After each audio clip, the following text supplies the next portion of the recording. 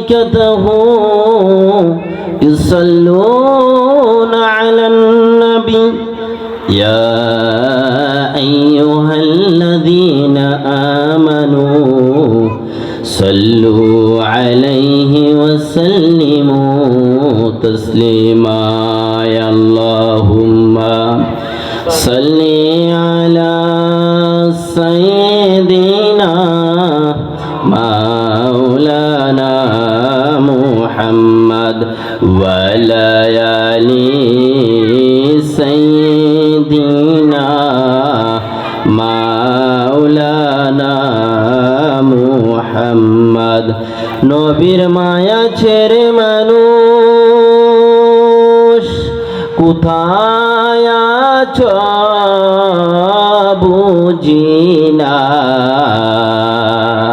আরে তোমার মায়ায় কান্দে নবী তোমার মায়ায় কান্দে নবী শুয়ে সোনার মদিনায় আল্লাহুম্মা সাল্লি আলা সাইয়্যিদিনা মাওলানা মুহাম্মদ ওয়া আলা আলি সাইয়্যিদিনা মাওলানা মুহাম্মদ কবে জানি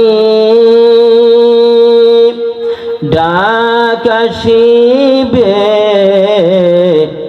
এই বাড়ি ঘর সারিতে আপন আপন পোশাকগুলি খুলে খুলে সাদা কাফন পরিতে আল্লাহুম্মা সাল্লি আলা সাইয়্যিদিনা মাওলানা মুহাম্মদ ওয়া আলা আলি সাইয়্যিদিনা মাওলানা মুহাম্মদ বালাগুল উলাম কামালিহি كشفت تجام جماله حسنت جميع خصاله صلوا عليه وآله الحمد لله মাহে রমজান উপলক্ষে হাবিবিয়া বাইতুস সুন্নাহ মহিলা মাদ্রাসার উদ্যোগে কবরবাসী রুহের মাগফিরাত কামনায় স্থান হাজী মোহাম্মদ খলিলুর রহমানের বাড়িতে চণ্ডীরচর নয়াকান্দি কাশীপুর হুমনা কুমিল্লা। আজকের প্রধান মেহমান বিশিষ্ট ইসলামী চিন্তাবিদ মুফাসসির কুরআন সুমধুর কণ্ঠের সুর আলহাজ হযরত মাওলানা হাবিবুর রহমান সাহেব রঘুনাথপুর দরবার শরীফ। আলহামদুলিল্লাহ অসংখ্য উলামায়ে কেরাম আসবেন। দিনের মাজলিস মাহে রমজান মাস, পবিত্র মাস, যে মাসের মধ্যে বান্দা চাইতে দেরি করে আল্লাহ রাব্বুল আলামিন বান্দার গুনাহ খাতা মাফ করতে দেরি করে না, ওই মাস মাহে রমজান মাস। এর ভিতরে আবার মাহে রমজান মাসের মধ্যে কেন্দ্র করিয়া হাবিবিয়া বাইতুস সুন্নাহ মহিলা মাদ্রাসার একটা মাজলিস করা হচ্ছে। যে মাজলিস সম্পর্কে আল্লাহ নবী বলেছেন, মাজলিসু ফিকতিন খায়রুম মিন ইবাদাতি সিত্তিনা সানা। দুনিয়ার মধ্যে আখিরি পয়গম্বরের উম্মতের হায়াত অনেক কম। এই উম্মতের হায়াত এত অল্প হায়াত দিয়ে মুসা কালিমুল্লাহর উম্মতের সাথে, নূহ নবীর উম্মতের সাথে, বাবা আদমের উম্মতের সাথে মুহাম্মদ সাল্লাল্লাহু আলাইহি সাল্লামের উম্মতের পাওয়ার চলবে না। হায়াত যেহেতু 100, অন্যান্য জাতির উম্মতের হায়াত এত বেশি, কিভাবে উম্মতের হায়াত বাড়াইবে? আল্লাহ রাব্বুল আলামিন এই নবীকে সৃষ্টি করেছে সবার আগে, পাঠাইছেন সবার পরে। কারণ বলে দিয়েছেন বাবা আদমকে পাঠাইয়া, মুসাকে পাঠাইয়া, নূহ নবীকে পাঠাইয়া, ইব্রাহিম নবীকে পাঠাইয়া একটাই জব্দ উঠাই দিয়েছে, তোমরা গিয়ে বলবে যে আসতেছে আখিরি পয়গম্বর তোমাদের মাঝে আসতেছে, তোমরা দুনিয়া পরিপূর্ণভাবে সুন্দর করে সাজাও, প্যান্ডেল করো, যার বলতে থাকো আসতেছে আহমদ। কেমন নবী? যে নবীর উম্মত হইতে দেরি বাবা আদম শীষ নবীরে তার সন্তানদেরকে নসিহত করে, বুঝায়, ওই সন্তানরা এমন এক পয়গম্বর আসবে, নাম হবে মোহাম্মদ রে, যদি পাও দেরি কইরো না, কোন নবীর দিকে নবুয়তের দিকে চিন্তা করিও না, যদি পাও ওই নবীর উম্মত সাথে সাথে গ্রহণ করিয়া নিও। বাবা শীষ বলেন, বাবা বলেন কি, তিনি কি এত বড় জ্ঞানের অধিকারী? বেটা, আমি আদম তোমার মা হাওয়া আলাইহিস সালামের সামান্য কতটুকু বেয়াদবির কারণে আল্লাহ রে 350 বছর আমাকে ঘুরাইছে, বউ সারা ঘুরতে ঘুরতে গিয়ে সেইরা এত দোয়া করলাম আল্লাহ তাআলার দরবারে, আল্লাহ গুনাহ ক্ষমা করে না। হঠাৎ করে আকাশে দেখি আল্লাহ তাআলার নামের সাথে লেখা লা ইলাহা ইল্লাল্লাহু মুহাম্মাদুর রাসূলুল্লাহ সাল্লাল্লাহু আলাইহি সাল্লাম। যেদিন আমি এই আখিরি পয়গম্বরের নামের দোহাই দিয়েছিলাম আল্লাহর কাছে, ওই দিনই আল্লাহ তোমার বাবা আদমকে ক্ষমা করে দিয়েছে। সুবহানাল্লাহ। এখন যদি আসে ওই নবী, দেরি কইরো না, উম্মত গ্রহণ করে এলেও। কি কোন বাবা, এত পাওয়ার ওই নবী? হ্যাঁ বাবা, নূহ নবী কাঁদতে কাঁদতে তার সন্তানকে গ্রহণ করাইতে পারে না ইসলাম। এই আখিরি নবীর পয়গম্বরের কথা বাবা ইব্রাহিমও বলে যায়, ইউসুফ নবীও বলে যায়, যদি পাও গ্রহণ করিয়া লাইও। তাহলে বোঝা গেছে এই নবীর পাওয়ার অনেক বেশি। যাই হোক, অন্যান্য রাসূল নবীরে পাওয়ার জন্য পাগল ছিল। ইদ্রিস আলাইহিস সালাম জান্নাতের মধ্যে গিয়ে দেখে ঘুরতেছে। নবী যেদিন মেরাজের সময় গিয়েছিলেন, গিয়া দেখে ইদ্রিস ঘুরে জান্নাতের বাগানে আশেপাশে দিয়া। তো নবী কয়, ইদ্রিস তোমার তো ভাগ্য ভালো, সম্মানে তুমি আল্লাহর জান্নাত দেখছো। নবী গো, জান্নাত দেখমু কি পিছে, জান্নাত দেখমু কি? জান্নাতের প্রত্যেকটা গেটে গেটে গাইলে আমি ইদ্রিসের ঘুরারও শক্তি হইল, কিন্তু যাওয়ার আর শক্তি হইল না। কেন? প্রত্যেক গেটের মধ্যে গলি বলতাছি যে আমি আল্লাহর নবী, ইদ্রিস দরজা খোলো, দরজা খোলো। ভিতর থেকে খবর দেয়, কে ইদ্রিস? উপরে তাকাও, উপরে তাকাও। উপরে তাকায়া দেখি রাহমাতাল লিল আলামিন আসা উম্মত নিয়ে না আসা পর্যন্ত দরজা কারো জন্য খোলা হবে না। আমরা তো হলাম সেই নবীর উম্মত। আমরা সেই নবীর উম্মত হইতে পেরে বাবারা ভাইয়েরা ভাগ্য ভালো নাকি খারাপ? এই নবীকে পাইয়া অন্যান্য জাতিরা নবীরা পর্যন্ত পাগল ছিল। তো আমরা যেহেতু সম্মানে সসম্মানে এই নবীর উম্মত হইতে পেরেছি, এই কারণে শ্রেষ্ঠ নবীর শ্রেষ্ঠ উম্মত একবার শুকরিয়া তান আদায় করি আলহামদুলিল্লাহ। নবী যদি না হইতো, এই সৃষ্টির কুল কায়নাত মাখলুকাত কোনো কি সৃষ্টি হইতো? সব কিছুর মূল হইল আপনারা আমার নবী। কি কন?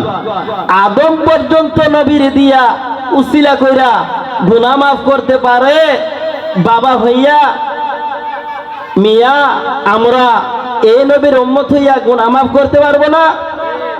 এটা কোন কথা? বাজেট তো আল্লাহ দিয়ে দিছে এই নবীর জন্য। কি কন? অন্যান্য জাতির জন্য ব্যয়ের বাজেট করে নাই। অন্যান্য জাতিরা শুধু কাঁদতেন, সেজদায় পড়তেন, নবীরা কাঁদলো, গুনাহ মাফ করতো না। কিন্তু আমরা নবী চাইতে দেরি, গুনাহ মাফ হইতে দেরি না। উম্মত সব সময় গুনাহ করে, গুনাহ কইরা বিকাল বেলা গিয়ে সেরে আল্লাহর কাছে হাত বাড়ায়, মালিক এত গুনাহ করেছি, তুমি গুনাহ ক্ষমা করতা না? হাত বাড়ায় দেয়। আল্লাহ কয়, বান্দা চাইছো, যা গুনাহ ক্ষমা করে দিলাম। সুবহানাল্লাহ। আর অন্যান্য জাতিরা চাইলে গুনাহ ক্ষমা করে না। কারণ কি? অন্যান্য নবী রাসূলের উম্মতেরা চাইলে গুনাহ ক্ষমা করে না, আমার নবীর উম্মতেরা চাইতে দেরি গুনাহ ক্ষমা করে দেয়।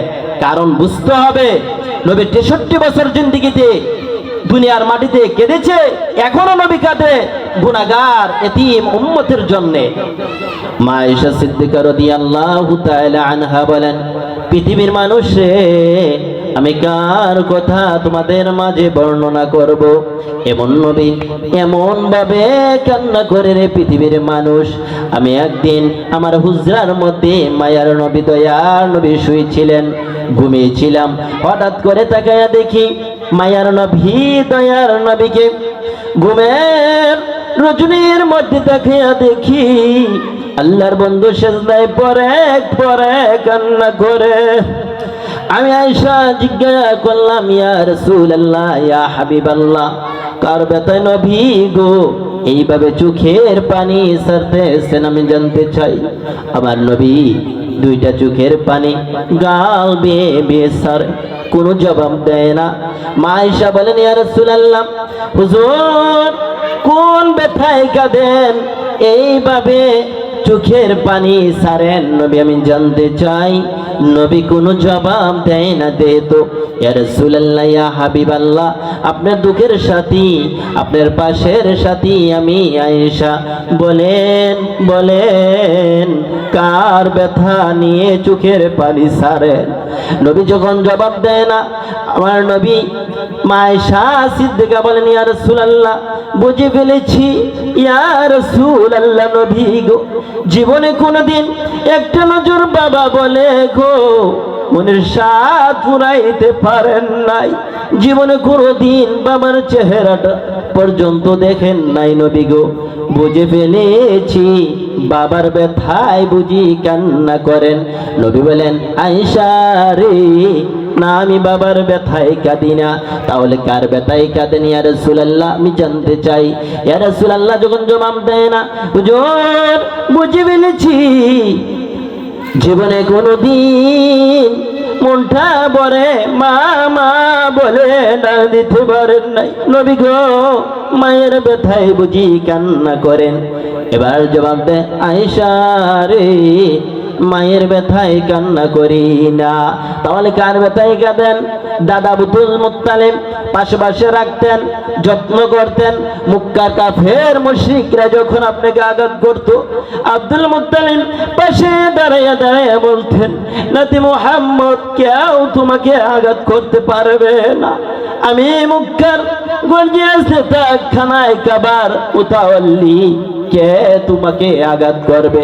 এইভাবে সান্ত্বনা দিতেন আব্দুল মুত্তালিব বিদায় হয়ে গেছে। এই ব্যথায় বুঝি নবী গো আপনার দাদার মহাব্বতে কান্দেন। এবার নবী চোখের পানি আরো মেরে গেলেন। আয়েশা, না কান্দি না, আমি কাঁদি না দাদার ব্যথায়, তাহলে কার ব্যথায় কান্দেন?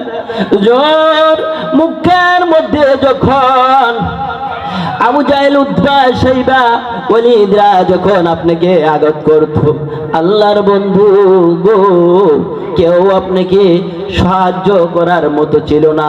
ওই দিন চাচা আবু তালিব আপনার পাশে ছিল গো। উজন বুঝে ফেলেছি আপনার দুঃখের সাথী আবু তালিব নাই। চাচার ব্যথায় বুঝি আজকের চোখের পানি ছাড়তেছেন। আমার নবীর চোখের পানি আরো বেড়ে গেলেন, চোখের পানি ছাড়া শুরু করে দিলেন।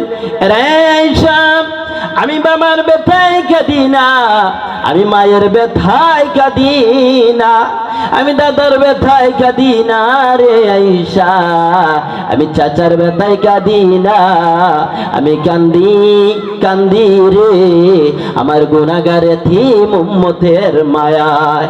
আরে দয়ালো নবী প্রেমের ছবি আর আসবে না জগতে, আমার দয়ালো নবী প্রেমের ছবি আর আসবে না জগতে।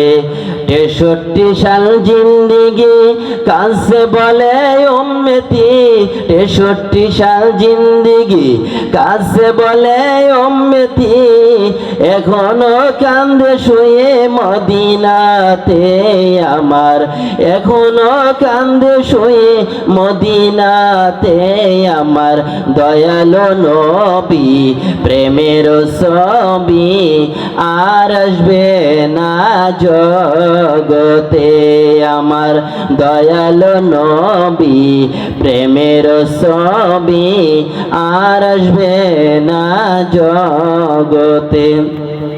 আপনার আমার নবী, আপনার আমার ব্যথায় যদি নবী কাঁদতে পারে গো, বলতে হবে মাহে রমজান উপলক্ষে, যে রমজানের মধ্যে বান্দা গুনাহ করতে করতে পুরা করিয়া দেয়, আল্লাহ বলেন বন্ধু গো, অন্যান্য জাতির উম্মতেরা এত হায়াত পাইবে, আপনার উম্মতেরা তো হায়াত পাইবে না। এই অল্প আমল নিয়ে কিভাবে জান্নাতে নিবে, এই বাজেটের জন্য আপনি নবী কান্দেন। আমার আল্লাহ বলে প্রভু গো, কান্দি বড় ব্যথা নিয়ে। আমার নবী এই চোখের ব্যথা নিয়ে যখন কান্না করে, আমার আল্লাহ বন্ধুকে সান্ত্বনা দেওয়ার জন্য বলে বন্ধু গো, আমি নিলাম রজব মাস, আপনাকে দিলাম শাবান মাস, আপনার গুনাহগার এতিম উম্মতের জন্য দেওয়া হলো গো মাহে রমজান। এই মাহে রমজানের মধ্যে আপনার উম্মতেরা 12 মাসের মধ্যে 11 মাসের মধ্যে একটা মাত্র মাস দিলাম। এই মাসের মধ্যে যদি আপনার উম্মতেরা যদি গো অনুগত হতে পারে আমি আল্লাহর দিকে যদি চাইতে পারে গো, আর দিনের মাজলিসে যদি বসতে পারে গো, বন্ধু গো শুনো, ওই উহুদ পাহাড় সমতুল্য যদি গুনাহ করে ফেলে, আর আমি আল্লাহর দরবারে যদি হাত বাড়াই, আমি আল্লাহ কথা দিলাম তাদের তামাম জিন্দেগীর গুনাহ খাতা আমি আল্লাহ মাফ করিয়া দিব। সুবহানাল্লাহ। বলতেছিলাম আপনারা আমার নবী সকল গুনাহ মাফ করতে চায়, উম্মতের শুধু বাজেট করাইতে চায়, শুধু আপনার আমার জন্য। কথা বলেন ঠিক কিনা? যদি একটা বারো নবী নিজের চিন্তা করে নাই, আল্লাহ বলে বন্ধু এইভাবে কাইন্দেন না, কাফের বেঈমানরা এইভাবে আপনাকে কষ্ট দেয়, আমি সইতে পারি না। আমার আল্লাহ বলে বন্ধু সইতে পারি না আপনার কষ্ট। বন্ধু আপনাকে আমি বানাইছি সর্বপ্রথম গো নবীজি, যেই সময় আদম ছিল না, কোন উম্মত জাতি ছিল না, ওই সময় আপনি নবীকে আমি আল্লাহ সৃষ্টি করেছি। আর আপনি নবী শুধু আমি আল্লাহর গুণ কীর্তন করেছিলেন। যতবার আপনার দিকে তাকাইতাম ততবার শুধু ফেরেশতাদেরকে বলি নাই গো, আমি আল্লাহ নিজেও দুরূদ পাঠ করতাম। সুবহানাল্লাহ। আপনি নবীরে দেখে আমি রাসূল, আমি আল্লাহর মন বদ্ধ না। এতবার দেখতে দেখতে এতটা নবী, মায়ার নবী, দয়ার নবী গো আপনি, কিন্তু দুনিয়ার মাটিতে যখন আপনাকে পাঠাই কাফের বেঈমান মুশরিকরা চিনে না। জিবরাইল রে, আমার বন্ধুর কষ্ট আমি আল্লাহ সইতে পারি না রে, আমার বন্ধুরে বলো বলো না আমার দিদার আসতে। জিবরাইল এই প্রস্তাব নিয়ে আপনার আমার নবীর কাছে নিয়ে আসা পৌঁছাই দিলেন। ইয়া রাসূলুল্লাহ, বাবা আদম থেকে ধরে মুলা এই পর্যন্ত নবী গো কারো জন্য প্রস্তাব আসে নাই, আপনার জন্য প্রস্তাব এসে গেছে। জিবরাইল প্রস্তাবের দিকে তাকাইয়া আপনার আমার নবী ডাক মারলেন, জিবরাইল রে কি প্রস্তাব নিয়ে আসলাম জানতে চাই। ইয়া রাসূলুল্লাহ, বাবা আদম থেকে ধরিয়া এই পর্যন্ত কারো জন্য বাজেট আসে নাই গো, আপনার জন্য এই বাজেট এসেছে। কি প্রস্তাব এসেছে? আপনার দাফন হবে গো আল্লাহর আরশে ডান পাশে আপনার রাসূলের দাফন হবে। এই কথাটা শুই না মায়ার নবী, দয়ার নবী গো চোখের পানি ঝরঝর করে ছেড়ে দিলেন। আমার নবী নাক মানলেন, চোখের পানি ছেড়ে ছেড়ে, জিবরাইল আমি জানতে চাই আমার গুনাহগার এতিম উম্মতেরা বেলা 3 দিন যদি না খেয়ে গোলাকাটা মুরগার মতো লাফায়, আমার গুনাহগার এতিম উম্মতের দাফন কোন জমিতে হবে? ইয়া রাসূলুল্লাহ, আপনার গুনাহগার এতিম উম্মতের দাফন এই গুনাহগার এই জমিতেই হবে। রাসূল করিম সাল্লাল্লাহু আলাইহি সাল্লাম দুইটা চোখের পানি ছেড়ে ছেড়ে বুঝাইতে চায়, ও জিবরাইল, তুমি দেখছুনি গলা কাটা মুরগাকে তাকাইয়া দেখছুনি বাচ্চার মা বাচ্চাদেরকে নিয়ে যখন ঘোরাঘোরা করে, চিলকাক যদি সামনে দেখা দেয় রে, বাচ্চার মা দূর থেকে ডাক মারে, বাচ্চারা রে আর সামনে বাড়াইস না। এ বাচ্চারা, আমি মায়ের জীবন থাকতে, আমি মায়ের শক্তি থাকতে তোমাদের একটা বাচ্চাকেও কোনো চিলকাককে দেওয়া হবে না নেওয়ার জন্য। আমি মায়ের পাখার নিচে চলে আয়। রে জিবরাইল, ওই বাচ্চাটুকু আমি দেখেছি মা ডাক দিতে দেরি বাচ্চাগুলো দৌড়াইয়া ওই মায়ের পাখার নিচে দৌড়াইয়া চলে আসে, মা অতি আপন করে রে বাচ্চাদেরকে নিয়ে শুয়ে থাকে। রে জিবরাইল, আমি নবীর মন চাই, আমি আল্লাহর আরশে যাইব না। আমার গুনাহগার এতিম উম্মতের কোনো যদি বিপদ দেখা দেয় রে, আমারও মন চাই রে জিবরাইল, আমি এই মদিনার মাটির এক পাশে শুয়ে থাকবো রে। জিবরাইল বুঝাইতে চাই, ইয়া রাসূলুল্লাহ, এত সুন্দর জান্নাত, এত সুন্দর আরশ, এর শান শওকতের মধ্যে আপনি যাইবেন না, এই রক্তে মাখা জমিতে আপনি থাকবেন। জিবরাইলকে এত সুন্দর করে বুঝাইলে আমার নবী দুইটা চোখের পানি ছেড়ে ছেড়ে বুঝাইতে চায় জিবরাইলে, ওই মুরগার মতো আমার গুনাহগার এতিম উম্মতেরা যদি আপনি আমার নবীকে একটাবার দেখে নাই, সাহাবায়ে কেরাম দেখিয়া মনের দুঃখ কষ্ট গুলো, তাদের আর্তনাদ গুলো আপনার আমার নবীর কাছে পৌঁছাইতো। নবী যদি বিদায় হয়ে যায়, আমি আরশে যাইব না রে, এই মদিনার মাটিতে শুয়ে থাকবো। আর আমার কুডা উম্মতের যদি কোনো বিপদ হয় রে, এই মদিনা তাইকা আমি নবী দুইখানা হাত বাড়াইয়া দিব। মামু বলো, অন্যান্য জাতির উম্মতের এই বিপদগ্রস্ত হয়ে চিনি গো নবীজি, মামুন আমার গুনাহগার এতিম উম্মতরা যতক্ষণ পর্যন্ত না মাফ করবা, আমি রাসূল হাত বাড়াইলাম, সেজদায় বললাম, সেজদা মাথা উঠাইব না।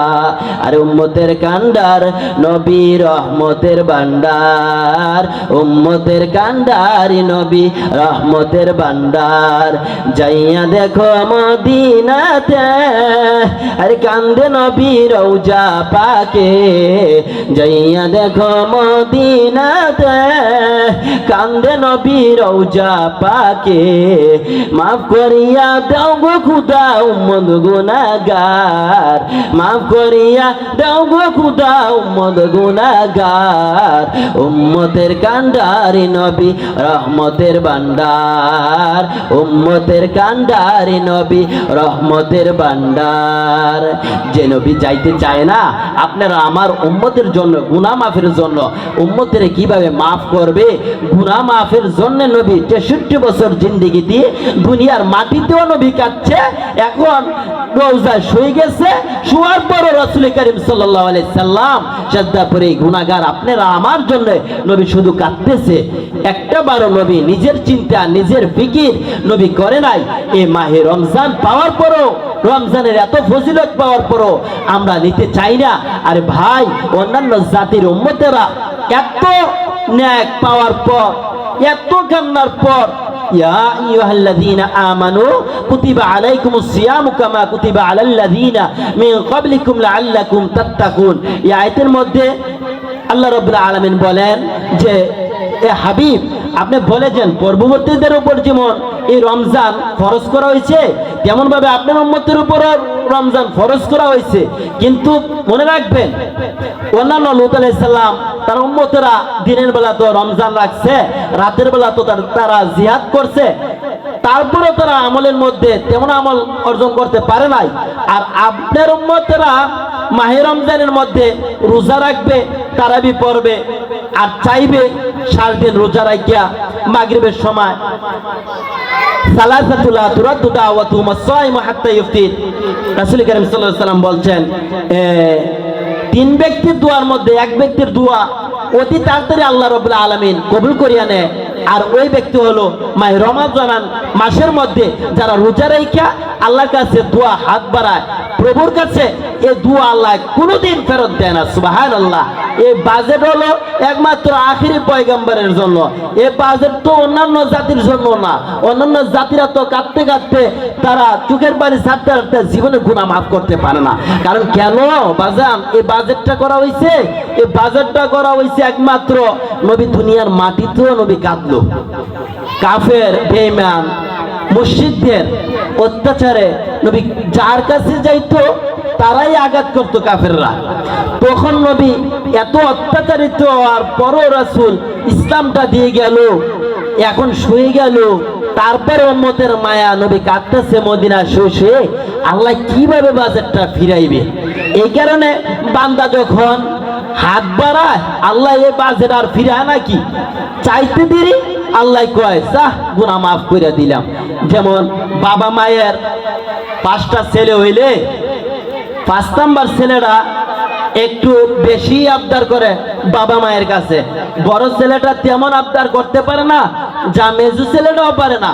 কিন্তু ছোট ছেলেটা স্কুল বলেন, মাদ্রাসা বলেন, ভার্সিটি যেখানেই যাইবেন মাকে বললে মায়ও টাকা ছাড়া ফিরতে পারে না, বাবাকে হাত বাড়াইলে বাবাও টাকা না দিয়া ফিরতে পারে না।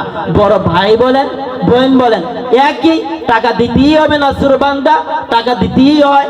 তেমনি ভাবে আখিরি পয়গম্বরের উম্মত তো আমরা, শেষ নবীর শ্রেষ্ঠ উম্মত। আল্লাহর কাছে চাইতে দেরি করি কিন্তু বাজেট আল্লাহ ফিরাইতে আর দেরি করে নাকি?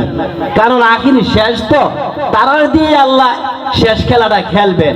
এই জন্য আল্লাহ এই বাজেট এই নবীর জন্যই কইরা দিচ্ছে। কি আর কি নবীরে এত সুন্দর শান শওকত বাজেট আপনার আর এই উম্মতের জন্য এত সুন্দর বাজেট করা হয়েছে, অন্যান্য জাতির জন্য এই বাজেট করা হয়েছে না।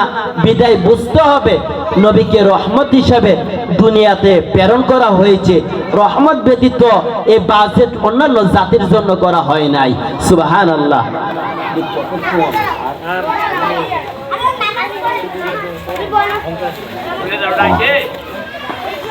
এই বাজেট আপনারা উম্মতের জন্য বাজেটটা করার উদ্দেশ্য চাইতে দেরি ফিরতে দেরি না। বাজান নবী যার কাছে যাইতেন সেই নবীকে আদর করতেন। রাসূল কারো কষ্ট দেখলে তার কষ্টের মধ্যে ঝাঁপাইয়া পড়তেন।